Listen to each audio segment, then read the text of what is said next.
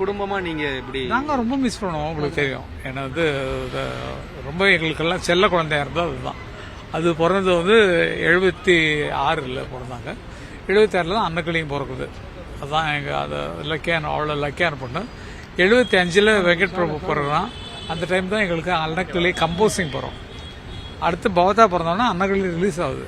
அவ்வளோ பெரிய ஒரு நல்ல புதிய பிறப்போடு பிறந்து வந்த குழந்தை அந்த குழந்தை. அது மாதிரி எங்களுக்கு ரொம்ப லக்கியான கையில் அது வந்தோன்னா அண்ணா பெரிய வீடு மாற்றினது அந்த டைம் தான் மாற்றினாங்க. வந்ததுக்கப்புறம் வர வளர்ச்சி தான் அந்த பொண்ணு வளர வளர்ச்சியாகவே இருந்துட்டு இருந்தது. எங்களுக்கெல்லாம் ரொம்ப செல்லம். வீட்டில் எல்லாருமே கேலி கிண்டல் கூத்தடிக்கிறது அவங்கள வச்சு தான் கலாட்டா பண்ணுறது கிண்டல் பண்ணுறது எல்லாம் பசங்கள்லாம் விட மாட்டாங்க. கார்த்திகிலேருந்து இவன்லேருந்து எல்லாமே சேர்ந்தாங்கன்னா மொத்தமாக சேர்ந்து கலாட்டா பண்ணிட்டே இருப்பாங்க. அது மாதிரி எங்கள் வீட்டுக்கு ஒரு கலகலப்பு அப்படின்னு சொன்னால் பவதா தான்.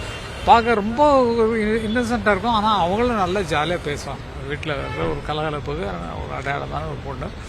அது இழந்தது ஒரு மாதிரி வேற ஒன்றும் பண்ண முடியாது.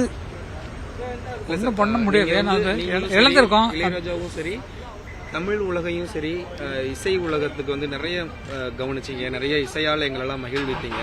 ஆனால் குடும்ப உறுப்பினர்களை ஒரு சின்ன விஷயத்துல கவனிக்க தவறி விட்டோமோ அப்படின்ற ஒரு எண்ணம் இருக்கு. அப்படி இல்லை, நல்லா வாழ்ந்தோமே சார். எங்க கவனிக்க தவறி விட்டோம்? தவறி விட்டுறதே இல்லை. எது யாராருக்கு எப்பப்போ எப்படி நடக்கணுமோ அது நடந்திருக்குது. அதுதான் நம்ம ஒத்துக்கணும். எழுதப்பட்டது தான் தலையில் எழுதப்பட்டது தான் நடக்குது. இப்போ எங்களுக்கு நாங்கள் இப்படி வரணும்னு எழுதியிருக்கு. நீங்கள் என்னைக்கு மீட் பண்ணணும், இன்னைக்கு மைக்கில் பேசணும்னு சொல்லி இந்த டைம் உங்களுக்கு நோட் பண்ணிருக்கு. அந்த படி தான் அதை நம்புறவங்க நாங்கள் வந்ததுலேருந்து பிறந்ததுலேருந்து பார்த்தீங்கன்னு சொன்னால் நாங்கள் எதை நோக்கி தவம் இருந்தோமோ அந்த தவத்தில் வந்துட்டோம். தவம் எங்களுக்கு பூர்த்தி ஆகணும், ஜென்மத்தில் எங்களுக்கு பூர்த்தி ஆகணும். அதற்கான வழியெல்லாம் வந்து கொண்டே இருக்குது. அதில் நோக்கி பயணிச்சுட்டு இருக்கிறோம் அப்படிங்கிறது உங்களுக்கு நல்லா தெரியும். ஆகவே நடந்ததையும் சரி நடக்க போவதும் சரி மிக நன்றாக தான் நடக்கும். பவதாவின் நினைவினால் இன்னைக்கெல்லாம் உங்களெல்லாம் பார்க்கக்கூடிய வாய்ப்பு கிடைச்சதுக்கு ரொம்ப நன்றி. பெண்கள் மட்டுமே பங்கேற்கக்கூடிய அந்த ஆர்கெஸ்ட்ரா உருவாக்க போறோம் அப்படின்னு இளையராஜா சார் அனௌன்ஸ் பண்ணியிருக்கிறாரு. அது பவதாரணியோடைய ட்ரீம் அப்படின்னு சொல்லியிருக்காரு. ஸோ அது தொடங்க போறோம். அந்த முயற்சியில எப்படி இருக்கு?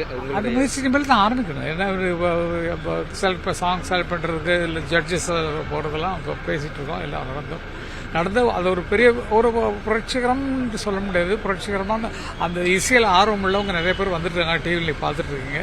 அவங்களெல்லாம் ஒன்று சேர்த்து அவங்கள டிவி ஆக்டர் இல்லை, பொதுவாக இந்த லைட் மியூசிக்னு தனியாக நம்ம தயார் பண்ணி அவங்க எப்படி வளரணும், என்னென்ன பாடல்களை எடுத்து பயிற்சி பண்ணணும், எப்படி கர்நாடகிலேருந்து எப்படி கற்றுக்கணும் அப்படிங்கிற முதற்கொண்டு ஒரு பள்ளியாகவும் இருக்கும். அதே நேரத்தில் ஒரு லைட் மியூசிக் குரூப்பாகவும் இருக்கும்.